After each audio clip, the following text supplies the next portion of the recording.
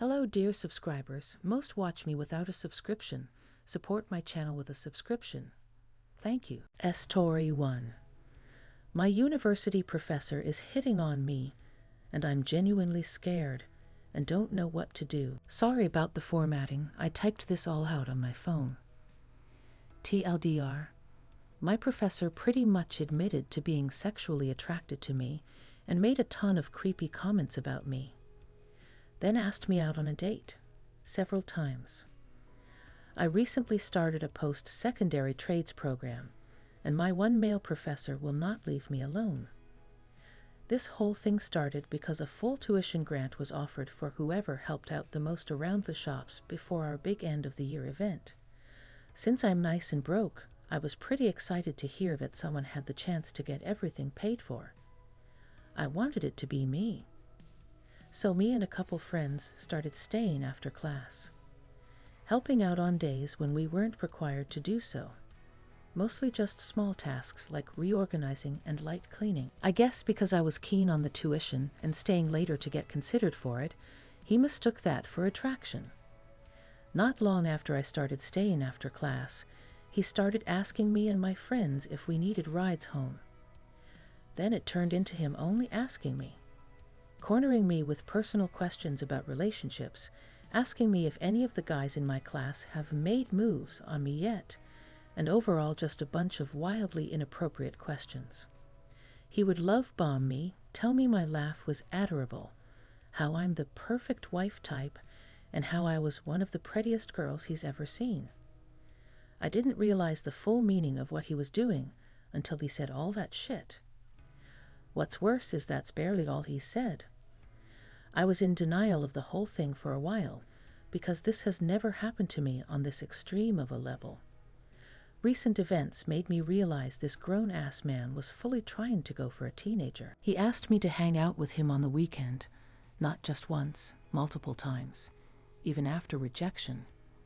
He said there was a restaurant we should go to and a bunch of other shit I didn't really pay attention to. I was in a bit of shock because he shamelessly asked me out on a date despite being 15 years older than me. It's gotten to the point where some of my other classmates have confronted him about his actions and what he's been saying about me. He pretty much confessed to liking me, but keeps lying about things I'm doing.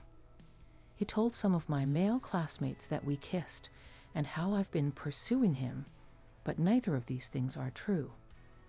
I've told my classmates that what he's saying isn't true, and they believe me. I think he's trying to separate me and my classmates or cut me off from any friends I have. He tries to keep a stoic kind of personality, but it's cracking with his newfound obsession. I think he's an Andrew Tate fan because he's quoted some of his classic dumb sayings a couple times and just has really misogynistic views.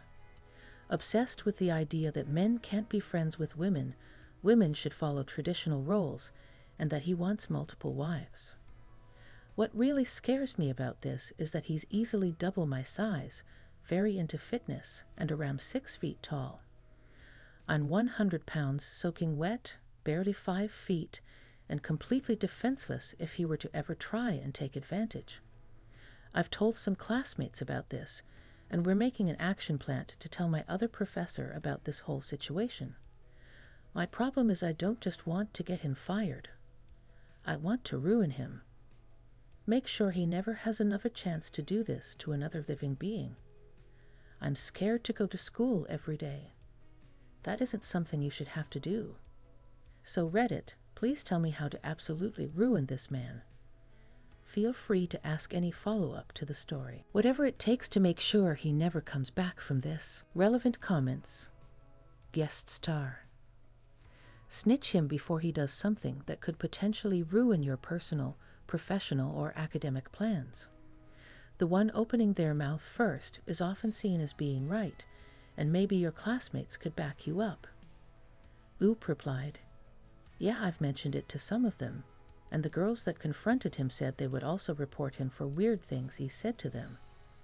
Some of the guys have also been told some weird stuff, like how to be a real man and dumb shit like that. We just don't have any physical evidence besides word of mouth. Long story short, I looked at all the comments and most suggested reporting. I didn't want to do it alone or go to the other prof in the class, so about 7 of our classmates went straight to the Dean of Trades. We all wrote personal written accounts of all our experiences. Every comment we could remember was written down, as well as their own personal accounts I didn't even know about. Apparently he wasn't just gunning for me. He told another girl in our class to leave her husband, and another girl to meet him in another room for a good time. He'd also called one of the girls in our class a stupid pick-me bitch for challenging his knowledge in class. Some of the boys in our class also reported him. They told me about how he would talk about me and the other girls extremely inappropriately, and how he was going to shoot his shot with me because I'm young and malleable. We banded together as a class and got his ass fired. Now he works at a nightclub. Real shocker. Thank you to everyone who commented on my first post for their genuine advice on the matter. You all influenced my decisions in a positive way and made this situation a whole lot better. Thank you so much. Test story 2. Dad left us and a decade later wants to reconcile because he has cancer. Am I wrong to be angry? My dad left us and started a new family when I was 14. This had a profound impact on myself and my family. Life as a child of a single parent was hard, as you can imagine. The government benefits was hardly enough to support 3 kids. We lived below the poverty line. My mom became an alcoholic. I started working as soon as I legally could to help with the finances. I sacrificed my childhood so that there was electricity and gas in the house. I started failing at school and paid out of my own pocket to hire a tutor. I went to university locally even though I had better offers elsewhere. I have a good and stable career now. My family lives with me, but I feel they are not respecting me. Recently, my dad got in touch with my younger sister through Facebook. She met up with him and brought him back to my home. He didn't apologize for the pain he put me through. He made it all about himself and tried to gain sympathy with his plight. Am I the asshole for not caring and not wanting him in my life? I told him to leave. My mother and sister tried to defend him. We got into an argument and I threatened to evict my own family. We have not talked for days and my home has become hostile. What should I do? Update. You guys are right. I can't force my family to accept my views of no contact with my father. I resent this man so much. I can't stand the sight of him. After I posted yesterday, I was invited to have dinner with my family. To no one's surprise, my dad and his new family were there. I picked out the 2 most expensive dishes on the menu, and we had a chat. I heard his thoughts on the matter of being an absent father, but I didn't bring up any of our hardships. My mother and sister made more attempts to make me forgive him. I did. I forgave him, but that doesn't mean I need to have a relationship with him anymore. Again, my family protested that I'm being cruel and heartless. I'm not. Many people survive cancer and his lung cancer is in the early stages. I told them I would not be present at any family events if he was there. My sister shouted at me claiming, "He is our dad." You asshole. Yes, he is, to which I replied that he needs to take over his responsibilities as a father. I told them I had canceled the tenancy on the house and we need to move out by end of this month. My sisters need to return the iPhones that are on contract, as I am canceling those. Driving lessons will be canceled, gym membership will be canceled, subscription services will be canceled, and everything else that I pay for. These are Dad's responsibilities now. Ate my dinner and left them with Bill as a little act of petty revenge. I have been staying with my girlfriend and have not answered any texts and calls from them. I need a break. I'm done. I'm done taking over Dad's role. I'm done with the financial responsibilities or acting as the parent. I'm 25 and I need to live my own life now. I don't think this will burn bridges. It's just a wake-up call for them. Edit. I'm not going to ghost or abandon them. They need to become independent now. Edit. I'm reading all the comments. I know I have acted like a jerk. I just need some time to collect my thoughts. I might update later. Story 3. My 35F, husband's 40M. Family won't leave us alone. I'm at my wit's end and really don't know what to do. We are married 11 years with an 8-year-old daughter. My husband and I work full-time jobs. His parents and siblings are overbearing, always have been.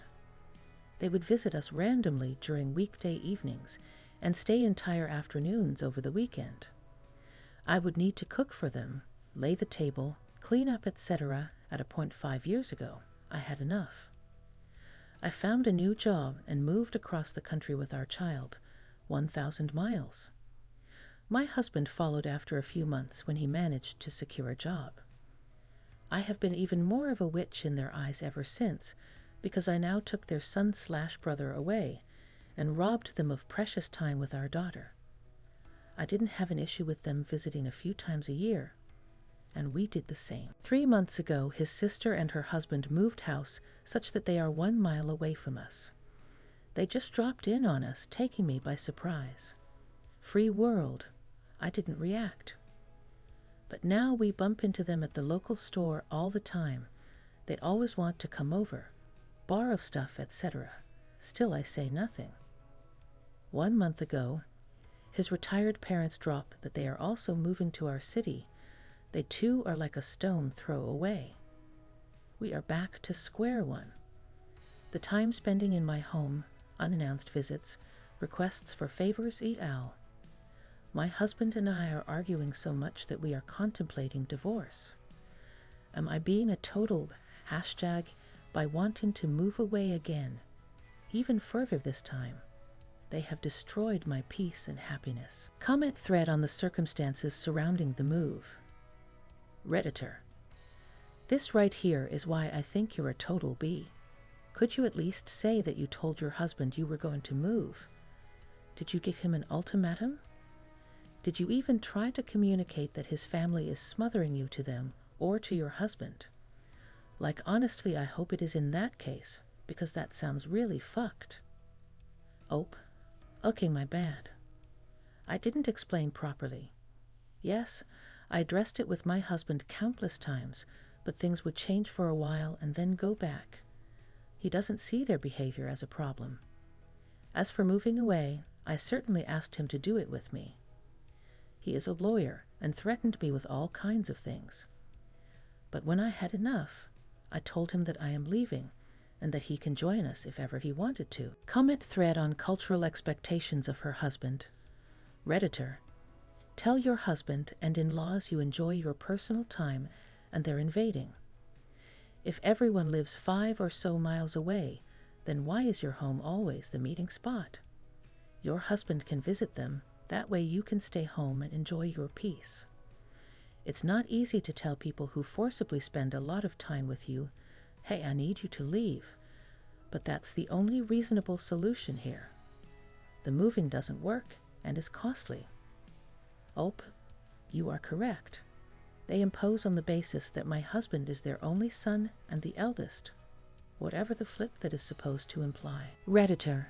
Does the eldest son take care of aging parents in his culture? I wonder if that's where the entitlement is either coming from or leading to. I'm concerned when you said that you work hard and they feel entitled to your lifestyle. Do you know if your husband has plans to support them now or in the future? Just be careful about your resources, retirement fund, savings, act. Oh, I'm Italian. They are Dutch. It can't be a culture thing, surely, but it's almost like this is something they all just expect. I do need to move funds away. Sad thought, but it is relevant. Redditor. I'm Dutch and this is not common behavior where I live. I'd be so mad if my in-laws did this. You're going to need to put your foot down and tell them, very bluntly, that they are overstaying their welcome. Your husband needs to have your back in this. If he doesn't, he's not putting your well-being first. Redditor. Have you been direct with them about the subject? From my experience, beating around the bush doesn't work with most Dutch people. Oh, I've tried politely. Redditor. There's your problem. The firstborn thing isn't a Dutch tradition, but no bullshit absolutely is. The Dutch don't do polite attempts. Tell them flat out that they are intruding, and you need your private time. Source. Am half Dutch. Update. So I kept to the plan of speaking to him on Friday night. We had a lovely dinner, got home to watch a movie cuddled up, and I started the conversation. He was not at all surprised. I spoke gently and lovingly, explaining that I simply need space, and made many suggestions like calls before a visit, meeting at a restaurant, taking turns with lunches/dinner, him visiting without me, etc. He listened until I was done, and then with a straight face told me that he hates me and has felt this way for many years. He feels isolated and suffocated in our marriage. His work is his happy place, and he is happiest when he is with his family. He said that his feelings for me changed when I was diagnosed with a rare blood disorder 3 years ago. He felt that I would in any event soon either die or be unable to care for our daughter or continue working. He admitted that the relocations were planned on this basis and that his family would step up to care for our daughter. He needed them close by, and so does my daughter. He would speak to them about less visits and planned visits. He also thinks that we should just stay married for the sake of our daughter and see how life plays out. He was happy to simply co-parent while living as friends in our home. He doesn't think that divorce is a viable option because it would mean me dying alone and us missing out on our joint material lifestyle, our home, cars, etc. So here I am, broken, betrayed, let down, abandoned, not really sure what best describes my pathetic life. Not sure what I will do now. My daughter loves her father dearly. Perhaps I should insist on a divorce and leave everything behind. They win. I have no fight in me and didn't know our lives was a game for God knows how long. I need a physiologist, and I think he does too, but totally separately, not couples therapy. EDIT. Thanks to everyone that responded here and messaged me. I have read through every single comment, and I am grateful that I put my story out. My original post was aimed at normal family issues. I didn't mention that I'm fighting leukemia because I didn't want that to be the focus. I will definitely shop around for a strong lawyer that hopefully has no allegiance to him. He is a heartless lawyer. My daughter is my reason to live. I will need to give serious thought to what he can and shouldn't know in my value. Yes, he generates a high income, but so do I. What makes me attractive is that I have a significant inheritance from my parents. He thinks he deserves 50%. Thanks again to everyone who responded. I am humbled. OP reveals more of what her husband said in the discussion. I left this out, but he actually said to me that my leukemia and my parents' car crash is my karma playing out. OP shares her husband's actions throughout her treatment. He attended most serious doctor conversations. I thought he cared. In hindsight, he was making sure that he knows exactly what the prognosis is at all times. I can't even think this evil. Comment thread on OP's financial situation prior to the edit. Redditor. Live together as friends with someone who hates you because you're ill, and the OP is wondering if she should stay. I think tiff not. OP must have resources the husband wants to keep his grubby mitts on. OP. Yes, I'm a medical doctor and inherited everything that my parents owned. I'm a gold pot to him, nothing else. Thank you for watching, dear subscribers.